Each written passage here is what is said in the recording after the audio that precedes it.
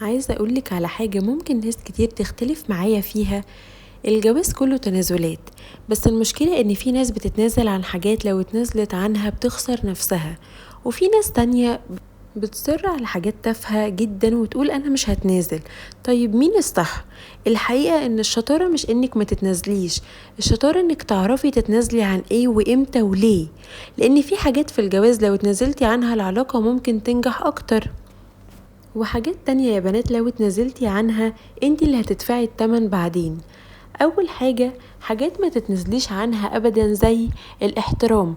ممكن تختلفوا او تتخانقوا، ممكن حد فيكم يكون متضايق من التاني، لكن الاهانة والتقليل والشتيمة وكسر الكرامة او ان حد يستخدم نقطة ضعف ضدك، دي مش خناقة زوجية، دي مشكلة في طريقة التعامل. ما تتعوديش ان الإهانة تبقى طبيعية لمجرد انكم متجوزين. تاني حاجة الأمان، وانا مش بتكلم بس عن الأمان الجسدي، بتكلم عن الأمان النفسي كمان.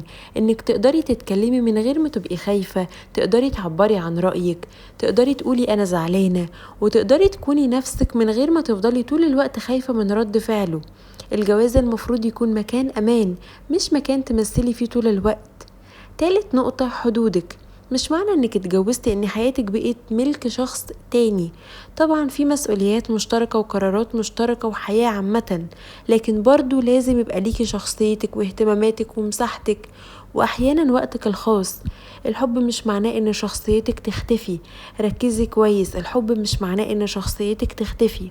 رابع حاجة، الطموح، ودي نقطة مهمة جدا جدا، لأن لو عندك حلم في شغلك أو دراستك أو مشروعك أو أي حاجة نفسك تحققيها، الجواز مش المفروض يكون معناه خلاص كفاية انت اتجوزتي. طبعا ممكن ظروف الحياة تغير خططك، أكيد ممكن تعيدي ترتيب أولوياتك، ممكن تأجلي حاجة لفترة، وده طبيعي جدا. لكن الفرق كبير بين أنا غيرت خطتي بإرادتي وبين أنا اتخليت عشان الطرف التاني مش قابلني زي ما أنا. طيب ايه اللي ممكن تقدري تتنازلي عنه؟ هنا بقى الجزء اللي الناس كتير مش بتحبه. اتنازلي عن فكرة انك لازم تكسبي كل خناقة، مش كل خلاف محتاج حد يطلع منه منتصر. احيانا انك تقولي خلاص خلينا نهدى ونتكلم بعدين، ده مش ضعف، ده نضج. اتنازلي عن العند، ممكن تكوني فعلا صح بس طريقة اثباتك انك صح ممكن تبوظ العلاقة. مش كل مرة لازم تقولي انا قلتلك، مش قلتلك، او حصل اللي انا قلته. احيانا ممكن تكوني عارفة انك صح وتختاري ان العلاقة اهم من انك تثبتي انك صح. اتنازلي عن توقع ان شريكك لازم يفهمك من غير ما تتكلمي، ده من اخطر الافكار في العلاقات. لو بيحبني كان عارف انا زعلانة ليه. لا، اتكلمي، قولي ايه اللي مضايقك، قولي ايه اللي محتاجاه، قولي ايه اللي بيسعدك، ايه اللي بيفرحك. الشريك مش قارئ افكار. اتنازلي عن فكرة ان كل حاجة لازم تبقى 10 من 10 طول الوقت. في اسبوع انت ممكن تكوني تعبانة وهو بيشيل اكتر، وقت تاني هو مضغوط في الشغل مثلا وانت بتشيلي عنه اكتر. الجواز مش آلة حاسبة، انا عملت 5 حاجات وانت عملت 4. احيانا العدل مش ان كل واحد يعمل نفس العدد، العدل ان كل واحد يحاول يشيل التاني لما يكون محتاجه. بس في حاجة أهم من ده كله يا بنات، ما تتنازليش عن نفسك عشان تحافظي على الجواز، لأن في فرق بين إنك تتنازلي عن رأيك وإنك تتنازلي عن كرامتك. فرق كبير من إنك تغيري عادة وإنك تغيري شخصيتك بالكامل. راعي شريك حياتك أكيد، بس فرقي بين كرامتك وبين عادة، وإنك تفضلي طول الوقت خايفة منه. فرق بين إنك تضحي أحيانا وإن التضحية تبقى من طرف واحد طول الوقت.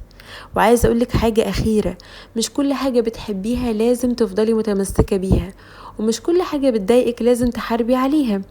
في حاجات تستاهل انك تقولي ماشي عشانك، وفي حاجات لازم تقولي فيها لأ، أنا مش هقدر أتنازل عن الموضوع ده. والنضج الحقيقي انك تعرفي الفرق، لان الجواز الناجح مش بين شخصين محدش فيهم بيتنازل، ولا بين شخصين كل واحد بيتنازل عن كل حاجة. الجواز الناجح بين اتنين كل واحد فيهم عنده حاجات بيتمسك بيها وحاجات مستعد يسيبها عشان التاني. فلو في يوم اتجوزتي وما دخلتيش الجواز بعقلية انا مش هتنازل عن اي حاجة، ولا بعقلية المهم الجواز يكمل وانا اتنازل عن كل حاجة، ادخلي بعقلية انا عارفة قيمتي وعارفة ايه اللي يستاهل اتنازل عشانه، وايه اللي لو اتنازلت عنه هخسر نفسي. وده يمكن يكون اهم درس ممكن تتعلميه قبل الجواز.